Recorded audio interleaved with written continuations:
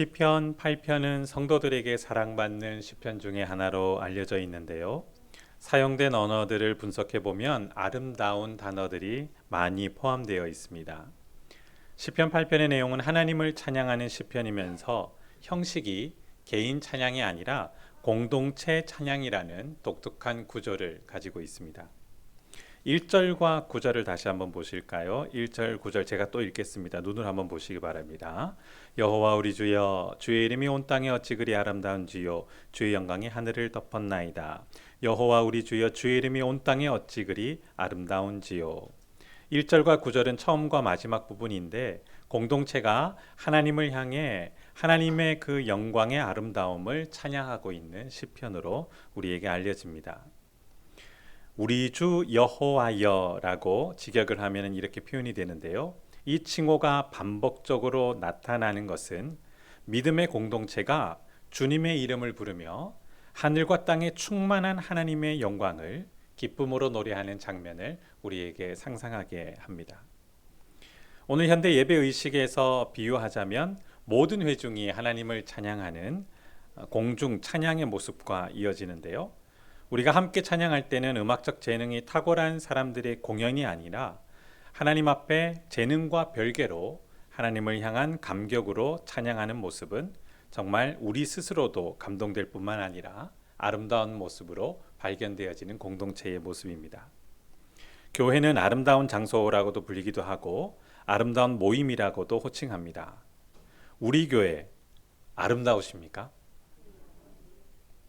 네, 한 3명 정도 고민하신 것 같았는데요. 건물 아름다우십니까? 네, 왜 아멘 하시다가 왜 다르게 얘기하시나요? 우리 교회 아름다우시다면서요. 구성원 아름다우십니까? 옆에 계신 분한테 이렇게 인사해 보실까요? 너무 아름다우십니다. 아름다우십니다. 네. 여성들한테는 아름답다고 하지만 남자들한테 무슨 아름다움을 얘기하느냐? 남자도 아름답습니다. 네, 남자도 아름다움이 있습니다. 그런데 이 아름다움, 교회가 아름답다는 걸 알면서도 막상 여러 가지 조건을 생각하면 망설여지는 우리 자신을 발견합니다. 그리고 이 아름다움에 익숙해져 버린 우리를 또 발견하는데요. 사람이 익숙해지면 나타나는 현상이 있습니다. 감각과 관찰력이 무뎌집니다.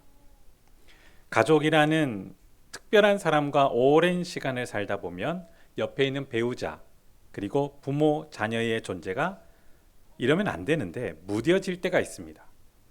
자, 결혼 생활 초기로 한번 가보겠습니다. 아름다움에 감동되어 결혼 생활을 시작하셨습니다. 자녀가 태어났습니다. 이 세상에 다른 아름다움이 눈에 들어오지 않는 자녀의 모습을 보며 감동받은 우리 자신입니다. 그런데 삶의 무게감과 바쁜 일상을 진행하다 보니 이 아름다움이 점점 익숙하게 변해버리고 인식하지 못하게 된 것이죠. 우리 교회 아름답습니까? 라고 질문한다면 뭐라고 대답하셔야 되죠? 네, 큰 소리로 아름다운 교회입니다 라고 하셔야죠. 그래서 한 가지 부탁드리겠습니다. 귀가하셔서 가족에게 당신 정말 오늘따라 아름답습니다 라고 봄 향기 같은 아름다움이 넘친다고 꼭 이야기해 주시면 남편과 아내가 행복해질 줄 믿습니다. 아멘 하셨습니다. 하셔야 됩니다. 안에서 이 아름다움이 빛을 발하지 못할 때가 많습니다. 제가 계속 아름다움과 아름다움에 반응하도록 유도하고 있는데요. 오늘 이 시편은 우리가 하나님의 그 영광의 아름다움을 찬양하는 시편이기에 너무 익숙해져 버린 하나님의 그 아름다움이 우리가 하나님을 찬양할 때에 우리를 삭막하게 하지 않는가라고 되돌아보는 시간을 가지자는 의미에서 언급을 드리는 겁니다. 오늘 시편 8편은 하나님의 4가지의 아름다움을 찬양하는데요. 1절과 2절은 하나님의 높은 위엄을 찬양하고 또 3절과 4절은 하나님의 사랑을 찬양하고 5절과 8절은 하나님의 통치의 아름다움을 찬양하며 마지막 9절은 하나님의 그 영광에 가득 찬 아름다움을 찬양하고 있습니다. 자, 이제 하나씩 살펴보실 텐데요. 먼저 첫 번째 아름다움을 찬양하는 내용이죠. 1절과 2절입니다. 신앙 공동체는 주님의 높은 위엄을 찬양합니다. 1, 2절 다시 한번 읽도록 하겠습니다. 시작. 여호와 우리 주여, 주의 이름이 온 땅에 어찌 그리 아름다운지요. 주의 영광이 하늘을 덮었나이다. 주의 대적으로 말미암아 어린아이들과 젖먹이들의 입으로 권능을 세우시며 이는 원수들과 보복자들을 잠잠하게 하려 하심이다. 아멘. 1, 2절을 보시면 어찌 그리라는 표현이 있는데 시편에 사용된 전형적인 찬양의 형식의 문구이죠. 언어의 의미를 보면 품사로 표현할 때에 오늘 이 시편은 감탄사가 가득합니다. 감탄사는 감정을 넣어서 말하는 사람의 놀란 상태나 느낌, 또 혹은 누군가의 부름에 대답을 하는 단어가 모두 감탄사라고 하는데요. 오늘 이 시편에 사용된 이 감탄사는 놀란 감정의 표현입니다. 이 시편에 기록된 공동체는 무엇에 놀랐을까요? 하나님의 아름다움에 놀랐던 것이죠. 첫 번째, 하나님의 높은 위엄에 감탄하고 있습니다. 그런데 이 높은 위엄을 감탄하고 있는 이 신앙 공동체는 아이러니하게도 그 당시에 주변 사람들에게 매우 조소를 받는 공동체였습니다. 2절 한번 보실까요? 주의 대적이라는 이 부류가 신앙 공동체를 업신여기며 어린아이 취급을 하고 있습니다. 마치 불필요한 존재처럼, 하찮은 존재처럼 이야기를 하는데 그 신앙 공동체가 하나님의 높은 권능의 아름다움을 그 주의 대적, 원수들 앞에서 찬양할 때에 그들이 잠잠할 수밖에 없는 상황을 하나님이 유도하고 계십니다. 신앙 공동체의 찬양은 교만한 사람들을 부끄럽게 하는 아름다운 행위입니다. 많은 사람들이 지금도 신앙 공동체를 비웃습니다. 우리를 많이 업신여깁니다. 그들이 힘이 있다라고 생각합니다. 외형적으로도 매우 심약해 보이는 신앙 공동체는 아이러니하게도 힘찬 찬양으로 하나님의 높은 위엄을 감동스럽게 찬양하고 있습니다. 그래서 이 감동의 표현이 물리적으로 두 가지로 표현되고 있는데요. 주님의 이름을 찬양하는 감동으로 표현됩니다.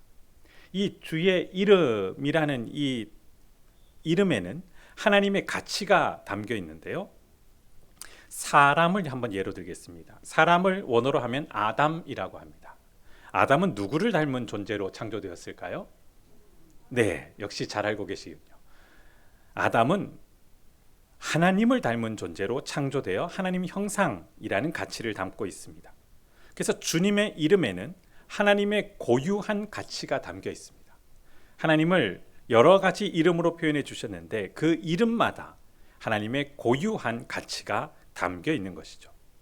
그 이름을 성도들이 부르면 설명할 수 없는 감동이 일어납니다. 스스로 계신 지존하신 여호와, 모든 것의 시작이 되는 이 여호와의 이름을 부르면 가슴이 벅찰 정도로 감동이 생기는데요. 이 감동을 제가 한 가지 예를 들어서 설명드리겠습니다. 자녀들이 부모를 부를 때 특별한 호칭이 있습니다. 저의 딸들이 저를 향해 뭐라고 부를까요? 어떻게 그렇게 잘 아십니까? 저의 아내를 향해 딸들은 어떤 호칭을 사용할까요? 저는 윤성원이고 저희 아내의 이름은 김소영인데 왜 우리 딸들은 저의 고유한 고유 명사인 이름을 부르지 않고 왜 이상한 호칭을 부를까요? 네, 그들에게 저는 아빠이기 때문에, 김소영이라는 여인도 그들에게 엄마이기 때문에 그들은 고유 명사인 이름이 아니라 특별한 호칭을 부릅니다. 그 아이들이 저를 부를 때 저는 어떤 마음이 생길까요? 부담감이 생깁니다. 또 뭘 달라고 하나? 네, 이전에는 아빠라고 불렀을 때 정말 가슴이 벅찼습니다. 아기 때 아빠라는 이름을 들으면 너무너무 기뻤습니다. 그런데 지금은 요구사항이 있으면 저를 찾게 되죠. 그렇다고 저희 딸들이 철이 안 들었냐? 그렇지 않습니다. 매우 생각이 깊고 아빠의 여러 가지 수고에 대해서 고마워할 줄 아는 딸들입니다. 자녀들이 부모를 부를 때 그 이름에 마음의 감동이 달라집니다. 자녀가 부모를 부르는데 무슨 감동이 있을까? 잠깐 확인해 보겠습니다. 작은 규칙을 설명드리겠습니다. 부모님께서 이미 이 세상에 안 계신 분들 계시죠. 부모님이 생존하신 분들은 제외하고 부모님 아빠나 엄마 중에 두 분 다 포함해서 생존하지 않으신 분들만 돌아가신 부모님의 이름을 한번 호칭을 불러볼까요? 아빠 엄마라고. 하나 둘 셋 하면 부르겠습니다. 하나 둘 셋. 아버지. 어떠십니까? 감동이 일어납니다. 너무 익숙해서 필요한 요구사항 때문에 불려진 이 특별한 호칭. 하나님은 하나님의 이름을 부르게 하며 자녀로서 감동을 느끼게 하십니다. 아버지를 불렀는데 왜 우리가 감동할까요? 우리는 그 이름을 부를 때 우리의 출발과 근거를 깨닫게 됩니다. 내가 이분을 통해서 태어났다. 내가 부모를 통해서 태어났다. 그래서 그 아버지와 어머니를 부를 때에 내가 태어난 가치를 깨닫기에 감동이 일어나고 인생을 낭비하지 않고 부끄럼 없는 인생을 살겠다는 거룩한 결심도 생기게 되는 것입니다. 지금 신앙 공동체는 그렇게 거룩한 감동으로 하나님의 높고 위대하신 이름을 부르고 있는 것이죠. 또 높은 위엄은 하늘 위에 두신 하나님의 높은 영광을 찬양하는 물리적 감동으로 표현되는데요. 1절에서 주의 높은 위엄은 주님의 이름뿐만 아니라 주의 영광이라고도 표현할 수 있습니다. 하나님은 그 영광을 인간의 능력으로 측정 불가한 곳에 두셨는데 바로 하늘 위라는 것이죠. 그렇다고 하늘 위를 찾아보면 하나님의 영광을 찾을 수 있느냐, 그런 뜻이 아니라 하나님의 고귀함을 높은 위대함으로, 영광으로 표현하였습니다. 높은 고귀함, 물리적으로 어떻게 느낄 수 있을까요? 우리는 안타깝게도 이 높은 그 고귀함을 잘못된 방식으로 생각합니다. 권위주의적인 높은 위치의 물리적 강압력으로 생각합니다. 이 또한 잘못된 이해인데요. 앞서 말씀드린 대로 이름과 동일한 의미로 부모님과 연결할 때 감동을 깨달을 수 있습니다. 부모님의 이 고귀함은, 높은 고귀함은 큰 책임감으로 표현됩니다. 부모가 왜 존경받아야 되는지 아십니까? 왜 높고 높은 고귀함을 지닌 존재라고 칭송받아야 되는지 아십니까? 큰 책임감을 가진 존재이기 때문에 그렇습니다. 부모님의 울타리를 벗어나 이 큰 책임감을 처음 실감했습니다. 군 생활이었습니다. 야, 부모님이 정말 나를 보호해 주셨구나. 그때 느꼈습니다. 남자들만 가득한 곳에 들어가 듣도 보지도 못한 혹독한 훈련 속에 매서운 말 한마디마다 또 내가 잘못할 때에 집단적으로 책임을 져야 하는 그곳에서 저는 부모님의 따뜻함과 큰 책임감을 다시 느꼈습니다. 첫 휴가 때 세상에서 가장 뛰어난 효자가 되리라 결심하였고 제대하고 나서도 세상에서 가장 훌륭한 효자가 되리라 결심하였지만 작심 몇 일일까요? 어떻게 그렇게 잘하십니까? 3일 만에 이런 큰 결심은 무너져 버리고 여전히 부모님의 높은 책임감은 계속 실감하게 되었습니다. 신앙 공동체는 하나님의 높은 고귀함을, 높은 하나님의 책임감을 통해 느낍니다. 하나님은 강한 책임감을 가지신 분입니다. 그래서 높은 위엄을 가지고 계시죠.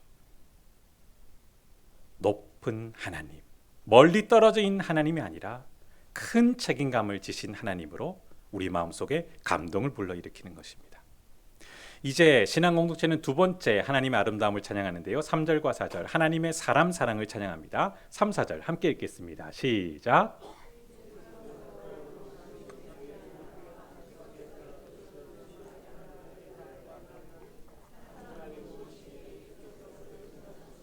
인자가 무엇이기에 주께서 그를 돌보시나이까. 하나님의 사람 사랑, 정말 사람을 사랑하는 것에서 하나님의 사랑은 절정을 이룹니다. 하나님 사랑이 사람을 향해 흐를 때 그 사랑은 한 번도 망설여지거나 중단된 적이 없습니다. 우리가 상상할 수 없는 큰 대가를 지불하시며 사람을 사랑하셨습니다. 그래서 그 하나님의 사람 사랑을 숭고하다라고 표현할 수 있습니다.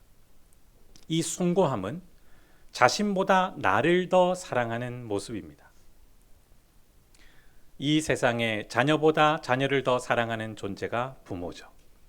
우리는 부모가 되어 비로소 하나님의 이 숭고한 사랑을 조금 맛보게 되는 것입니다.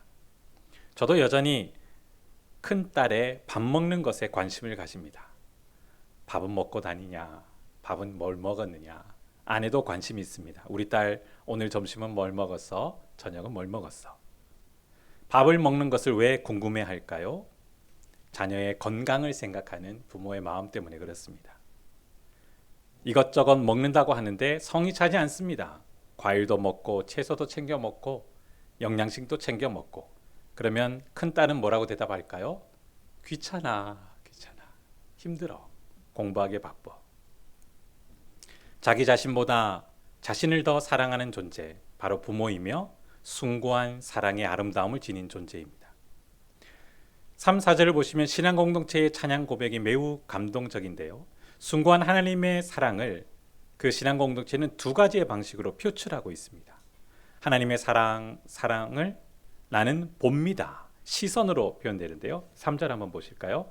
주의 손가락으로 만드신 주의 하늘과 주께서 베풀어 두신 달과 별들을 내가 어떻게 하고 있다고요? 보니. 이 장면을 보며 저는 신생아가 자기 눈앞에 있는 모비를 쳐다보는 장면이 떠올랐습니다. 아기가 태어나면 부모가 교감하기 위해 첫 번째 하는 행동이 뭔지 아십니까? 아기와 눈을 마주칩니다. 물론 품에 안고 모유 수유하는 것도 필요하지만 눈을 맞추는 것이죠. 사람과 사람이 눈을 맞출 때, 인격과 인격이 눈을 맞을 때 큰 교감 행위입니다. 그렇게 부모가 자녀를 바라보고 자녀가 부모를 받아볼 때 다른 표현 없어도 큰 감동이 정서적으로 생기는 것이죠. 특히 부모는 신생아의 시력 발달을 위해서 3, 4개월쯤 되면 색을 구분하기 위해서 초점책과 모비를 활용하죠. 아이는 신기한 듯 모비를 쳐다보면서 자신의 존재를 느껴가고 있습니다.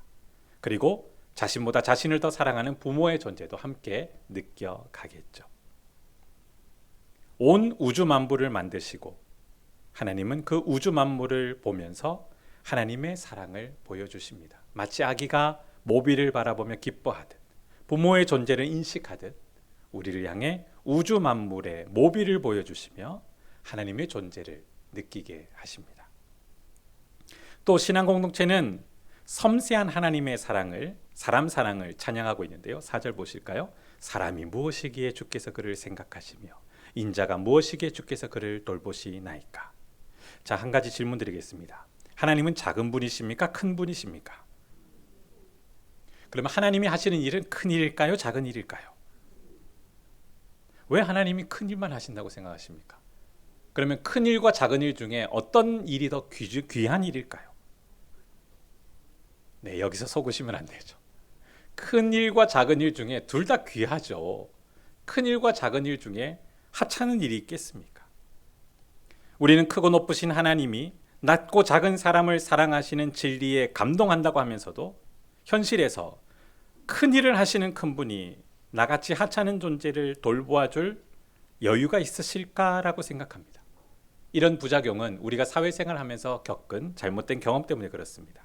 좀 전에도 말씀드린 대로 사람은 업적을 큰 일과 작은 일로 쉽게 분류합니다. 이것은 틀린 것이 아닙니다. 그런데 큰 일을 하는 사람을 큰 사람, 그것만 높은 가치가 있는 것으로 칭찬하는 것이 문제입니다. 작은 일을 하는 것은 하찮은 일처럼 큰 일을 하는 사람은 작은 일에 연연해하지 않아야 된다는 암묵적인 요구를 받고 자랐습니다. 그래서 우리가 하나님의 일을 큰 일이라고 생각하며 하찮은 작은 일에 대한 관심이 없을 거라는 착각을 하는 것이죠. 한 명 한 명을 돌보는 것은 섬세한 일입니다. 작은 부분에 섬세한 기능이 필요합니다. 하나님은 그렇게 우리를 사랑하십니다. 우리 전체를 사랑하시는 큰 일도 하시지만 한 명 한 명을 섬세하게 사랑하시는 작은 행동도 마다하지 않으십니다. 이전에 노 목사님께서 저희 신학생들에게 당부하신 말씀이 있었습니다. 목회자는 모든 성도의 연인이어야 하고 보호자여야 하며 가정이 희생되더라도 교회를 위해 헌신하면 하나님께서 꼭 은혜로 갚아주신다. 그런데 이 말을 들으며 제 마음이 좀 무거웠습니다. 우선순위에 대한 교회를 사랑하라는 당부의 말씀은 충분히 이해되었지만 의도치 않게 교회 일은 큰 일이고 가정 일은 작은 일이라는 선을 그분도 모르게 그으셨기 때문에 그렇습니다. 제가 만약 목회자로서 예배를 마치고 출입구에서 인사를 드릴 때에 저의 아내와 딸들이 다가오면 제가 어떻게 해야 될까요? 만인의 연인이며 모두의 보호자가 되는 목회자가 어디 하찮은 가족에게 인사를 해야 될까요? 모두 다 여유 있게 웃어주셔서 감사합니다. 활짝 웃으며 손을 잡고 반갑게 인사해야 되겠죠. 제 가족에게도 그리고 모든 성도님들에게도. 그런데 안타깝게도 한국 사회는 목회자는 큰 일을 해야 되는데 작은 일인 가정을 돌보는 하찮은 일은 그냥 무시해야 된다라고 많은 요구를 하여 안타깝게도 많은 목회자 가정에 아픔들이 있습니다. 목회자 가정을 위해 기도해 주시고 배려해 주시기를 부탁드립니다. 네, 목회도 잘하고 교회도 잘 섬기고 가정도 잘 섬겨야죠. 우리 하나님만큼 세상에서 가장 큰 일을 하시는 분 아무도 없습니다. 가장 큰 일을 하는 하나님께서 세상을 창조하시고 사람과 함께 하시며 가장 작은 일도 주저하지 않고 하셨습니다. 우주 만물을 창조하시고 아담과 함께 그 창조 세계를 거닐며 하나씩 모든 것을 설명하신 장면을 제가 때때로 상상을 해봅니다. 얼마나 감동스러웠을까. 하나님의 그 모든 설명을 듣는 아담은 얼마나 감동스러웠을까요? 하나님은 자신의 감동을 창세기에 보면 좋았더라 라는 문구로 표현하셨습니다. 아름답다, 선한 그 자체다. 그 감격을 보며 아담은 어떤 감정을 느꼈을까요? 하나님의 숭고한 사랑을 몸소 깊이 느끼며 감탄하고 찬양했을 것이라고 생각합니다. 너무 큰 일을 하셔서 나 같은 것 돌아보지 않을 것 같은 두려움이 생길 때 하나님은 한 명 한 명 섬세하게 사랑하시는 작은 일도 마다하지 않는다는 것을 기억하셔야 됩니다. 그럴 때 우리 자신의 무기력함에서 벗어날 수 있습니다. 생각하며 돌보신다라고 표현되어 있는데요. 이 단어, 이 동사는 도움이 필요한 사람을 적극적으로 개입해서 돌보시는 섬세한 하나님의 활동을 표현하는 문구입니다. 하나님은 개입하십니다. 적극적으로 돌보십니다. 큰 일을 하시며 작은 일도 마다하지 않고 우리와 함께 하십니다. 이 감격을 하나님은 신앙 공동체는 찬양하고 있죠. 그래서 앞서 말씀드린 대로 목회자로서 모든 성도를 돌아보는 일들을 감당하지만 이 일들을 다 하지 못하기에 많은 구역장님들께서 지금 봉사하시고 섬겨주시는 것이죠. 한 명도 예외됨 없이 하나님의 사랑을 맛볼 수 있도록 구역장님들께서 계속 힘써 주시기를 또 한번 부탁드리겠습니다. 이제 세 번째 하나님의 아름다움을 찬양합니다. 5절과 8절에 하나님의 통치를 찬양하는데요. 5절과 8절 함께 읽겠습니다. 시작.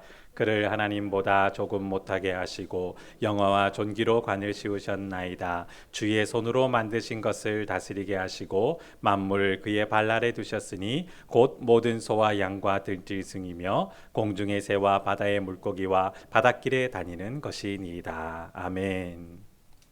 5절과 관련된 해석이 분분한데요. 원어의 의미를 최대한 살린다면 이 5절의 뜻은 하나님보다 조금 못한 존재로 창조하셨다라고 번역해야 의미가 매우 자연스럽습니다. 하나님보다 조금 못한 존재이지만 사람은 모든 생명체 중에 가장 독특하고 특별한 존재입니다.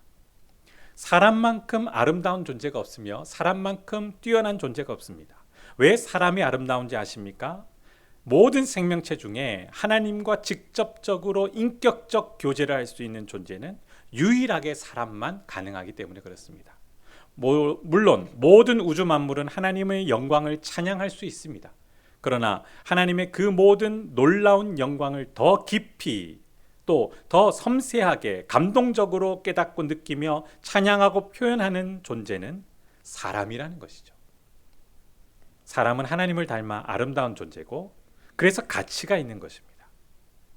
옛 속담에 형만한 아우 없다라는 말을 아십니까? 자, 여기서 형이 더 뛰어날까요? 아우가 더 뛰어날까요? 형이 더 뛰어나니까 아우보다 더 뛰어난 존재다라고 얘기했죠. 근데 이 뛰어남은 형이 잘나서가 아니라 아우가 못나서가 아니라 형이 먼저 세상에 태어나 많은 사회 경험을 겪었기에 그가 지금 아우보다 조금 더 기능이 있다라는 뜻입니다. 하나님보다 조금 못한 존재인 사람, 형편없는 존재가 아닙니다. 불필요한 존재가 아닙니다. 뛰어난 존재입니다. 존귀한 존재입니다. 하나님은 다른 생명체보다 뛰어난 존재라고 표현하지 않고 누구보다 조금 못한 존재로 표현하셨습니까? 우선순위로 따지면 하나님 밑에 누구밖에 없다고요? 네, 사람. 얼마나 뛰어납니까? 모든 생명체 중에서 사람이 하나님 다음이다 라고 우리를 높여주신 것이죠. 이 기쁨 때문에, 하나님과 사귀는 기쁨 때문에 사람은 기쁘게 찬양하게 되었고 하나님의 영광을 기쁘게 외쳤습니다.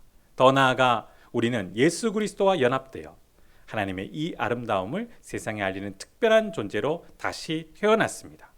그래서 신앙 공동체는 이 높고 위대한 하나님의 아름다운 영광을 찬양하게 되는데요. 사람 사랑하시는 이 여러 가지 행동을 6절과 8절을 보시면 사회 각계 각 역할에서 책임감을 가지고 실천하며 드러나는 것으로 나타납니다. 6절과 8절 제가 다시 읽겠습니다. 주의 손으로 만드신 것을 어떻게 하시게 하셨습니까? 다스리게 하셨습니다. 만물을 보호하고 지키며 보존하게 하셨고 개발하게 하셨습니다. 그래서 모든 생명체 7절부터 나오죠. 소, 양, 들짐승, 새, 바다의 물고기, 바닷길에 다니는 모든 생명체들을 지키고 돌보며 하나님의 그 아름다움을, 사람 사랑하는 마음을 우리에게도 알려주시고 하나님의 영광을 찬양하도록 우리에게 부여해 주신 것을 깨닫게 하셨습니다. 하나님의 이 통치, 이 방식은 사람이 책임감을 가지고 각 영역에서 생명을 지키는 윤리 실천으로 사람들에게 드러나고 보여집니다. 왜 그리스도인들이 소중한지 아십니까? 그리스도인들이 아닌 사람들은 뛰어난 기능과 탁월한 리더십을 가지더라도 이 세상의 여러 가지 재료들과 또 여러 가지 모든 생명체를 죄송하지만 자신의 이익을 유지하는 데 활용합니다.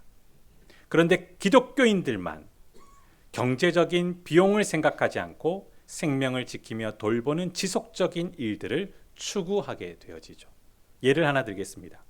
한국 사회에서 사회봉사와 구제활동을 가장 많이 하는 단체는 어디일까요? 다시 질문 드리겠습니다. 한국 사회에서 사회봉사와 구제활동을 가장 많이 하는 단체는 어디일까요? 다 알고 계시네요. 그런데 눈에 띄는 활동을 하는 곳이 있습니다. 천주교죠. 그래서 사람들은 천주교가 기독교보다 더 많은 활동을 한다고 생각하는데 그렇지 않습니다. 실제적으로 캐톨릭보다 개신교에서 더 많은 활동을 합니다. 근데 캐톨릭은 중앙 구조가 되어 있기에 대표적인 일들, 연합된 일들, 조직이 잘 되는데 교회는 큰 단체가 활용되지 않았습니다. 대표성을 띈 조직이 없다 보니 각 교회마다 혹은 몇몇 교회가 연합해서 활동을 하게 됩니다. 그러다 보니 하는 일들이 적게 느껴지지만 전체 교회의 활용도를 보면 한국 사회의 봉사와 구제 활동을 가장 많이 하는 단체는 개신교회라는 것입니다. 이거는 정부에서도 확인하고 통계적으로도 알려진 내용입니다. 이런 일들을 하게 되면 사회 전반적으로 생명을 지키고 보호하는 일을 하게 되면 어떤 현상이 나타나는지 아십니까? 바로 안정적인 분위기가 형성되는 것입니다. 생명을 지키는 일들을 이어나갈 때 사회는 안정되고 여러 가지 안정적인 현상들이 나타나게 되는 것이죠. 한국 사회 지금 불안정합니까? 안정적입니까? 네, 불안정한 모습이 사실입니다. 우리나라가 국가 경쟁력 10위 안에 들까요? 안 들까요?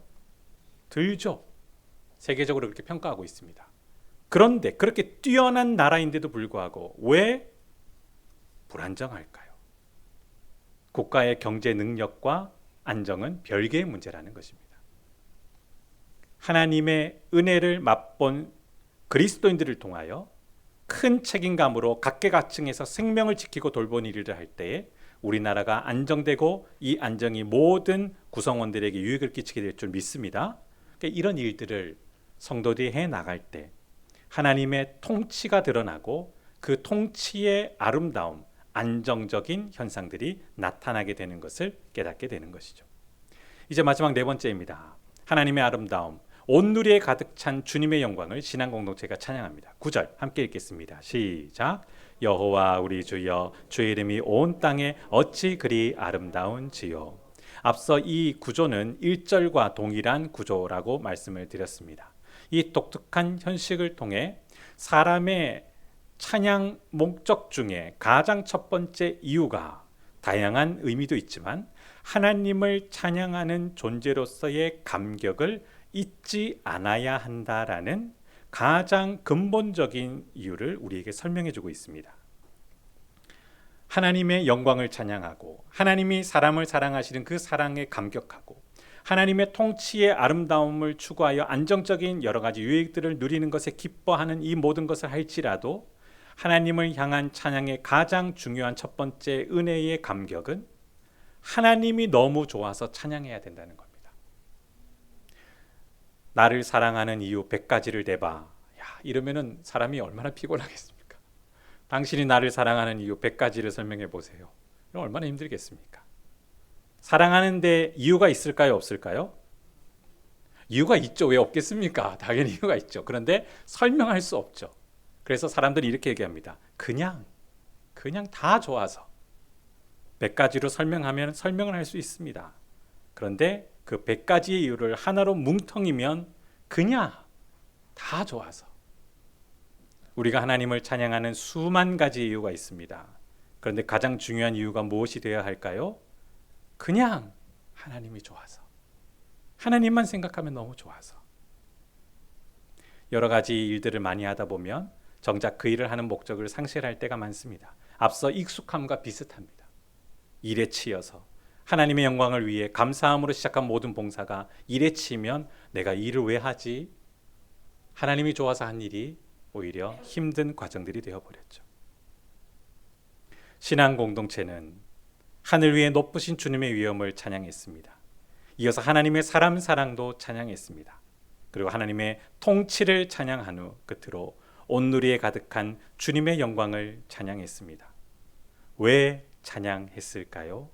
앞서 말씀드린 대로 그냥 하나님이 좋아서 찬양했던 것이죠.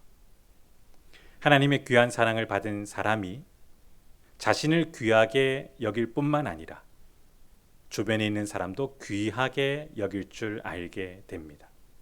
그리고 맡겨주신 역할에 소중한 책임감을 가지고 인생을 낭비하지 않고 가치 있게 살아가는 삶을 기쁨으로 감당하게 되죠. 얼마나 감격스러운 인생입니까? 말씀을 맺습니다. 시편 8편은 믿음의 공동체가 주님의 이름을 부르며 하늘과 땅에 충만한 하나님 영광을 함께 노래하는 장면을 상상하게 만듭니다.